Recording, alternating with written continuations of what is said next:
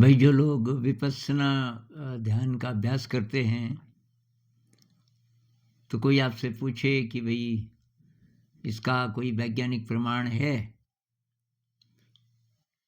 और मान लीजिए कि आपने ज़्यादा पढ़ा नहीं इस बारे में, इस बहुत रिसर्च की जा चुकी है, लेकिन मान लीजिए आपको उसका पता नहीं है, लेकिन आप इस मित्र को बताना चाहते हैं कि ये साइंटिफिक है और इस पर काफ़ी रिसर्च हो चुकी है।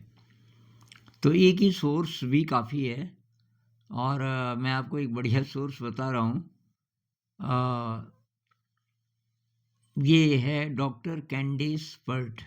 डॉक्टर कैंडिस पर्ट और इन्होंने एक किताब लिखी है द मॉलिक्यूल्स ऑफ इमोशन और ये किताब बहुत ज़्यादा पॉपुलर हुई।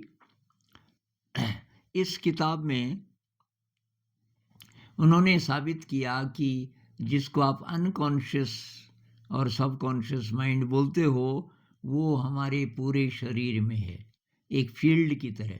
जिस तरह इलेक्ट्रोमैग्नेटिक फील्ड होता है, ऐसे कोई फील्ड है जो कि हमारे सारे शरीर में एक-एक कोशिका में व्याप्त है। और तो जब आप शरीर पे ध्यान लगाते हो, तो आप ये जो अनकॉन्शियस सबकॉन्शियस माइंड है, आप उसके साथ लिंक बना रहे हो अपना। तो उनकी एक कोटेशन उन्हीं के शब्दों में, simply bringing awareness to the process of breathing initiates the release of peptide molecules from the hindbrain to regulate breathing while unifying all systems. केवल सांस ही सांस पे भी जब आप ध्यान देते हो, तो कि हमारे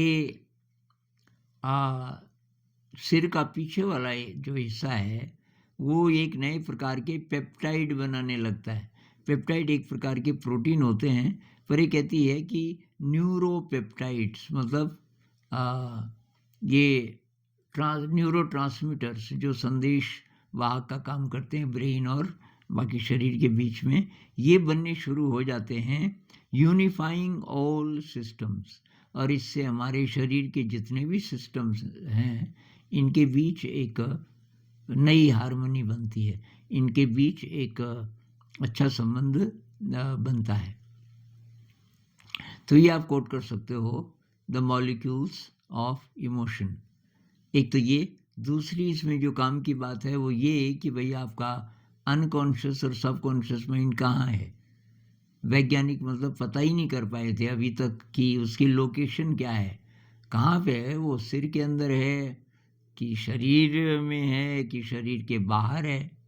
तो ये कैंडिस पर्ट ने ये बोला कि ब्रेन और शरीर ये अलग अलग नहीं है, एक ही सिस्टम है। बॉडी और माइंड अलग अलग नहीं है, बल्कि पूरा जो हमारा शरीर है उसमें भी माइंड है।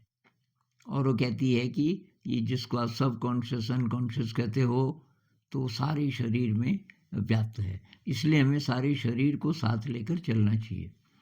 इसलिए मुझे विपश्यना मेडिटेशन इतना पसंद है, क्योंकि ये सारे शरीर को साथ लेकर चलता है। तो जो लोग बोलते हैं हमें तो ये शरीर के पार जाना है, तो पार कहाँ जाना है उनको ये पता तो नहीं होता, लेकिन एक उनका ये मानना होता है कि शरीर पे क्यों ध्यान लगाएं। तो भाई शरीर पे इसलिए कि यहीं से रास्ता है। शरीर ही आपका सबकॉन्शियस अनकॉन्शियस माइंड का रास्ता है। मतलब तो शरीर पे आप ध्यान लगाओगे तो आप गहरे जाना आपने शुरू कर दिया, सबकॉन्शियस में अनकॉन्शियस में। मेरा ये मानना है कि जहाँ तक मेमोरी है इस जन्म की या किसी भी जन्म की, अगर आप पुनर्जन्म को मानते हैं, तो ये सबकॉन्शियस के बाद अनकॉन्शियस कह लो, ये लेयर्स हो सकती हैं अलग अलग। तो वहाँ तक मैं उसको ब्रेन बोलता हूँ। मैंने डांस ऑफ द बी में ये यूज़ किए हैं ये टर्म्स कि भाई जहाँ तक कोई मेमोरी का कंटेंट है, तो वहाँ तक तो ब्रेन है और उसके पार द माइंड है। माइंड लोकलाइज्ड नहीं है, माइंड सब जगह व्याप्त है। माइंड कह लो ब्रह्म कह लो, कॉस्मिक कॉन्शियसनेस कह लो, कुछ भी कह लो, लेकिन रास्ता जो है वो आप शरीर को भी शामिल करोगे तो रास्ता ज़रा आसान हो जाएगा। हालाँकि कोई भी ध्यान विधि आप अपनाओगे तो शरीर पे उसका फ़र्क पड़ता है साथ-साथ, लेकिन विपस्सना में डायरेक्टली शरीर के साथ काम किया जाता है। और ये मुझे लगता है कि काफ़ी साइंटिफिक भी है, और ये बात समझ में आती है कि अगर बॉडी माइंड एक ही है तो आप क्यों ना इस पूरे पे ध्यान लगाओ। तो इस पे थोड़ा विचार करना। नमस्कार।